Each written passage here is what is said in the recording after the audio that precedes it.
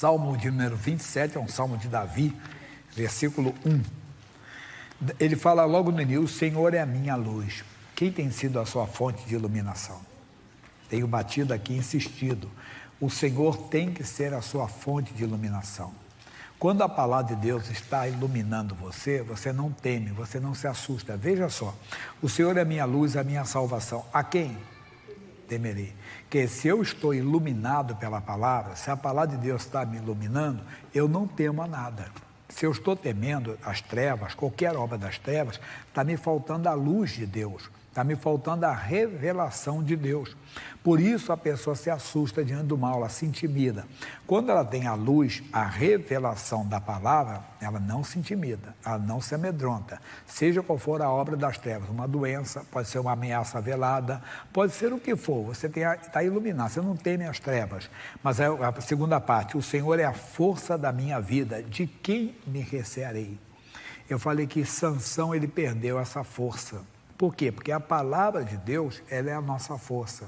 Quando nós desprezamos a palavra de Deus, nós desprezamos a força do Senhor. Essa é a tática do diabo, o plano do diabo, é fazer você sair da palavra. Porque quando você sai da palavra, você perde a força de Deus. Então ele pode trazer uma coisa prazerosa, pode trazer uma coisa lucrativa, mas também pode fazer alguém ofender você, machucar você, vamos dizer, provocar você, trair você, para você também guardar um ódio, uma mágoa, que é fazer você sair da palavra, porque fora da palavra você perde a força, como Sansão perdeu, quando ele abriu o coração para Dalila, ele tinha um voto com Deus, mas aquele voto para ele foi desprezado no momento que ele se apaixonou, entenda, por aquela mulher. Então ele abriu, como alguém diz, a paixão cega. E faz a pessoa, ele não entender, que ela perguntou: Sansão, por que você tem essa força toda? Sansão, por que você tem essa força descomunal? Ele dizia sempre: por que você quer saber? Né? Mas cego, ele começou a fazer a brincadeirinha com ela: por causa disso. Aí e ela chegava e disse: Sansão, os filisteus vêm sobre ti. E ele mostrar que aquilo ali era brincadeira, né? As cordas novas não valeram nada, ele foi e tirou tudo, até que ele abriu o coração, e ele perdeu a força dele. É a pessoa, irmão, que no dia a dia está desprezando a palavra. Vai chegar um momento que ela vai precisar dessa força de Deus, e ela não vai ter essa força de Deus. Vamos rever isso aqui, eu já volto aqui já, lá no Juízes capítulo 16, já vou ler já o versículo 19 diante. Vou falar todo o encontro de Dalila, não. Vamos direto no capítulo 16, versículo 19. Diz: então ela o fez dormir sobre os seus joelhos e chamou a um homem e rapou-lhe as 7 tranças do seu cabelo, da sua cabeça, e começou a afligi-lo, e retirou-se dele a sua força. E disse ela: os filisteus vêm sobre ti, Sansão. E despertou do seu sono e disse: sairei ainda esta vez como dães e me livrarei, porque ele não sabia que já o Senhor se tinha retirado dele. Meu irmão, isso é para nós. Quer dizer, o Sansão brincou, desprezou a palavra, ele pensou que tinha. Tem cristão que acha que está bem com Deus. Eu falei semana passada, ele está cometendo um erro, fazendo alguma coisa errada, e ele acha que Deus aprova.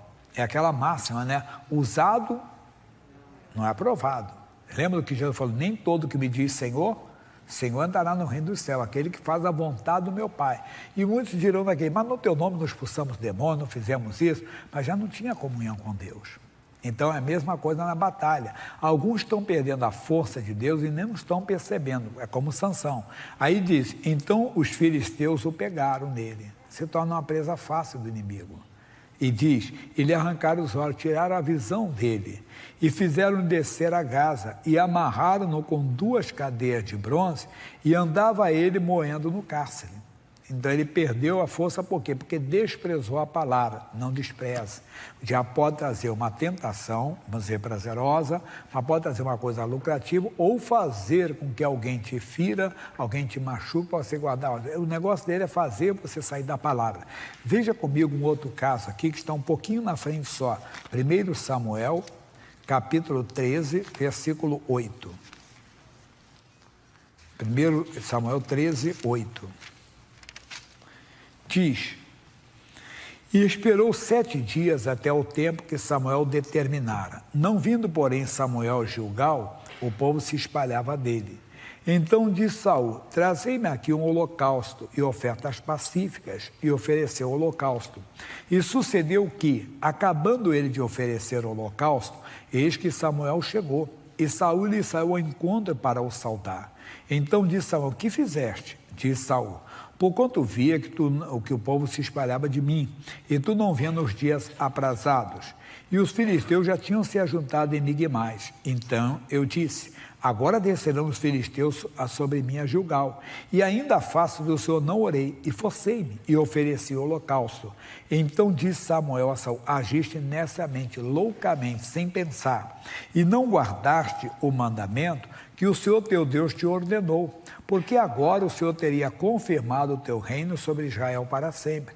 Porém agora não subsistirá já o teu reino. Já tem buscado o Senhor para si um homem segundo o seu coração, e já tem-lhe ordenado o Senhor que seja rei sobre o seu povo, porquanto não guardaste o que o Senhor te ordenou. De quem ele está falando, pessoal? De Davi, já buscou. Mas Deus é misericordioso, e nós vamos ver que o Saul ganhou mais uma oportunidade no capítulo 15. No capítulo 15 diz, rapidinho, isso aqui é conhecido. Então disse Samuel a Saul: enviou-me o Senhor a ungir-te rei sobre o seu povo, sobre Israel. Ouve, pois, agora a voz das palavras do Senhor. Ouve a voz das palavras do Senhor. Meu irmão, mesma coisa para mim e para você. Mais uma chance está dando. Assim diz o Senhor dos Exércitos: eu me recordei do que fez Amaleque a Israel, quando se lhe opôs no caminho quando subia do Egito. Vai, pois, agora e fere Amaleque, e destrói totalmente tudo o que tiver. Não lhe perdoes, basta para nós. Aí nós vamos ver, se você continuar a leitura, o Saul desprezou. Ele poupou a vida do rei Agaque e poupou o melhor das vacas e o melhor das ovelhas. E quando ele foi repreendido, ele tentou jogar a culpa em cima do povo. Não, o povo quis, mas ele era o rei, e a palavra do rei tinha poder. O caso do Saul é que ele estava desprezando a palavra de Deus, e desprezou mesmo, desprezava a palavra de Deus. Chegou o momento então que ele foi confrontado, versículo 22. Porém Samuel disse: porventura o Senhor tem tanto prazer em holocaustos e sacrifícios, como que se obedeça a palavra do Senhor. Eis que obedecer é melhor do que o sacrificar, e o atender melhor é do que a gordura de carneiro. Você pode encher, irmão, o altar de Deus de presentes. Deus não tem prazer nisso. Você pode até agradar o pastor da igreja, ele tem contas para pagar, e você trazer uma boa oferta, mas não vai agradar a Deus, não. Deus tem prazer na obediência à sua palavra, e a pessoa não vê isso. Ele não, obediência à palavra de Deus, e ele não obedeceu. E diz mais: porque a rebelião é como o pecado, meu Deus, misericórdia, quer dizer, como feiticeiro, pessoa que adora os demônios, né? E o porfiar é como iniquidade e idolatria. O que é porfiar? É você tentar convencer a parte contrária que você tem razão quando não tem. Quer dizer, você é uma auto-idolatria, você acha que não errou, mas está aqui, você errou. Já ouviu alguém falar isso? Não, mas eu fui obrigado. Entenda, o povo quis o melhor das ovelhas, quis o melhor das vacas.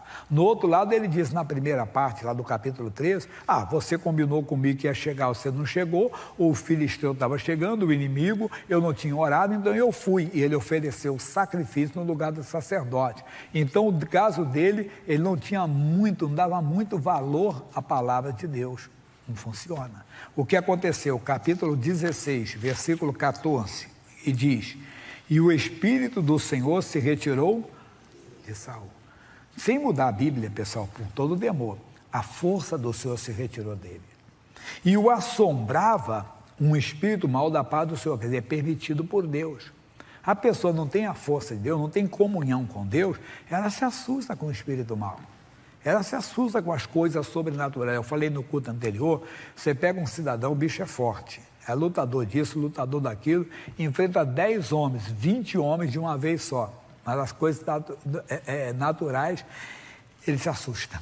Ele se acovarda diante daquilo. Ele costuma brincar que assim, o cidadão enfrenta 10 pessoas, mas não enfrenta uma barata, irmão. Se é uma barata, ele sobe até nas cadeiras e tudo, né? Sobe até na mesa se vê uma barata. Mas se vê um vulto, ele se assusta. As coisas sobrenaturais o assustam. Mas por quê? Falta Deus. É falta de comunhão com Deus. Mais ainda, no versículo capítulo 28. Porque se você ver toda a trajetória dele aí, ele ainda tinha vitórias, porque tinha um homem chamado Samuel. Versículo 3 diz, e Samuel já era morto. Agora acabou. A cobertura dele não tinha mais, ele perdeu. E Samuel já era morto, e todo Israel o tinha chorado, e o tinha sepultado em Ramá, que era a sua cidade. E Saul lhe tinha desterrado os adivinhos e os encantadores. E ajuntaram-se os filisteus, e vieram, e acamparam-se em Sunem. E ajuntou Saul a todo Israel, e se acamparam em Gilboa. E vendo Saul a arraial dos filisteus, diga, temeu e estremeceu muito seu coração. Olha aí a ausência de Deus, lembra? Medo, ausência de Deus. Deus, ausência de medo. Você pode ver o filisteu, você não se assusta. Você não se amedronta, você não sente medo. Não, o maior é o que está comigo. Você vai para cima e faz. Quando você está fora da comunhão, quando você começa a desprezar a palavra. A Bíblia diz, Provérbios 13, quem despreza a palavra, perecerá. E a pessoa acaba perdendo. Não despreze, a palavra é a sua força, a palavra está contigo. Nós temos um caso aqui na frente, que eu citei, só vou ler rápido, que dá tempo, ainda que eu pulei, fui rápido, em Oséias capítulo 13, que fala de um homem chamado Efraim, mas não é do homem que está falando não, a Bíblia está falando da nação de Israel, porque Efraim foi o filho mais novo de José. José teve 2 filhos no Egito. O primeiro, qual era o nome? Manassés.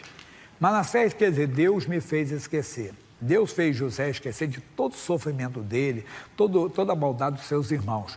O segundo foi Efraim. Efraim quer dizer, Deus me fez crescer.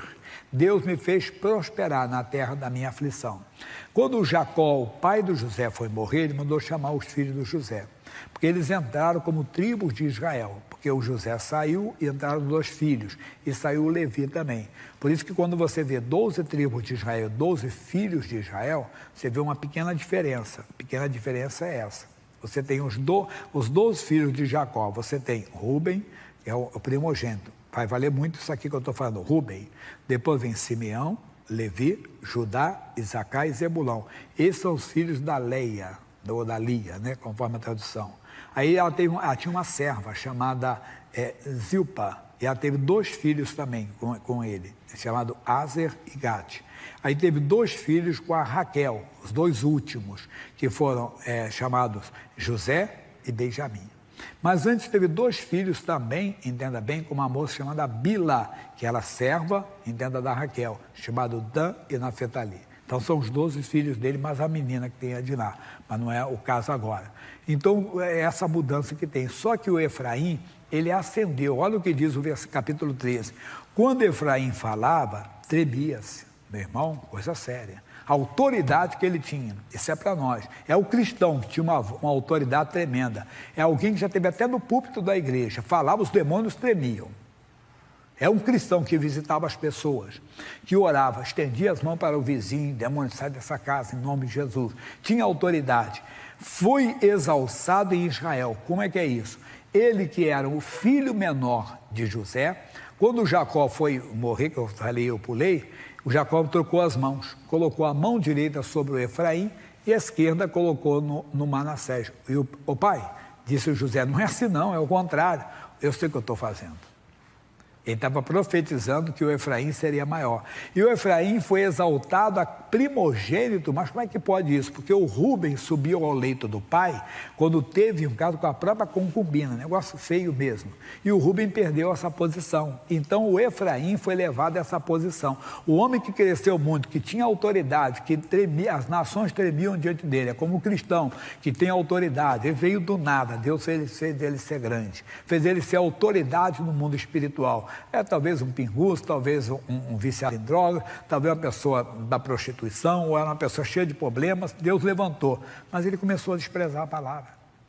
Ele começou com Efraim, Israel começou a desprezar a palavra.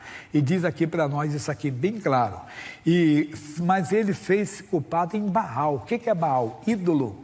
Baal é senhor, mas do mundo. Não é senhor dando a glória. Não é Senhor dos Exércitos, não é Senhor Santo, é desse mundo. E as pessoas começam a ceder às tentações, começam a ceder, entenda bem, às filosofias. Um dia Deus, eu fiquei escandalizado, um amigo mandou um vídeo. Desculpa que eu não estou aqui para falar, não vou citar nome de pastor, não vou falar, mas sentido não, pastor. Ele é líder, assessor de um político muito famoso. E o cidadão perguntou, olha, eu sou da religião tal, mas eu vou na religião tal, eu vou em terreiro, eu gosto disso, e eu vou para o inferno? Não, vai não. Ué, não vai? Ele, até o moço assustou, eu me livrei dessa, livrou. A teologia, só se for a sua, que da Bíblia não é não, irmão. A nossa teologia não crê em condenação eterna. Ah, mentiroso. Satanás, pai da mentira. Como é que a Bíblia não fala em condenação eterna? A Bíblia diz claramente, não erreis, os idólatras, feiticeiros, isso, tal, não herdarão o reino de Deus. Mas por quê? A gente quer ser agradável. É isso que Israel fez, começou a ser agradável e começou então a pecar em Baal. E quantos estão fazendo isso? E estão perdendo a força de Deus. Pessoas que já tiveram a força de Deus, já tiveram a autoridade. Aí diz, não citei isso no outro culto. E agora multiplicaram-se os pecados. Por quê? Salmo 42, 7, um abismo chamou de abismo.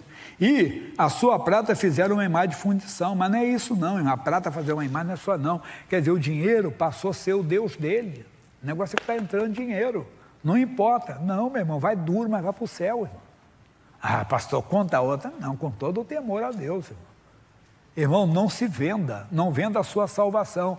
Esaú vendeu por um prato de lentilha. Sansão vendeu, entenda bem, a sua força que ele tinha por causa de uma mulher, por causa de Dalila. Veja Judas, por causa de 30 moedas. Judas viu Jesus ressuscitar morto. Ele estava lá quando o filho de Naim estava sendo levado para o túmulo. Ele viu, ele sabia que era Jesus, mas o dinheiro falou mais forte. Quando fala 30 moedas hoje, parece que é mixaria, né? Mas não, comprou um campo, que um campo se tornou o quê? Cemitério. Então, um cemitério não é um pedacinho pequeno, o cemitério é coisa grande. Você vê que era muita coisa. E não é que seja o dinheiro todo do mundo. Não perca a sua força, não perca a sua salvação. Então, Davi disse, o Senhor é a minha luz e a minha salvação. A quem temerei? Seja intrépido nesse mundo. Não tenha medo nem da morte. Dia que tiver, ô Jesus, se eu estiver aqui hoje, eu estou para a glória. Mas também não desejo morrer, não, irmão. Porque muita gente também deseja quando está passando por luta. Muita gente deseja porque, desculpa a expressão, está sendo covarde.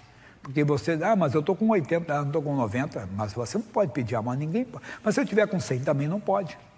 Billy Graham, quando completou uma certa idade, ele foi embora faltando um pouquinho para 100 anos. Aí ele falou assim, eu estou preparado, mas eis-me aqui.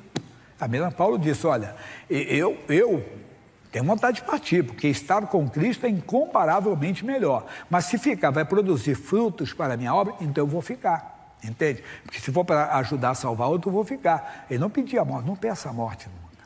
Porque geralmente só se pede a morte quando? Quando está com lutas. Ah, que bom seria que Deus me levasse agora. Para com isso.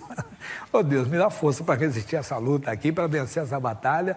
Como a senhora deu um testemunho bonito. A mamãe dela já com uma certa idade, lá em Pernambuco, esse pastor, ora por mim que eu vou visitar minha mãe, eu vou fazer ela está com câncer, mas eu vou orar por ela. Minha mãe pode morrer ainda, mas não com câncer, mesmo vamos vencer. E ela venceu o câncer, depois ela foi embora. Irmão, é bonito ver uma pessoa valente. É isso que Deus quer, que você tenha a força dele. Segura essa palavra, amém?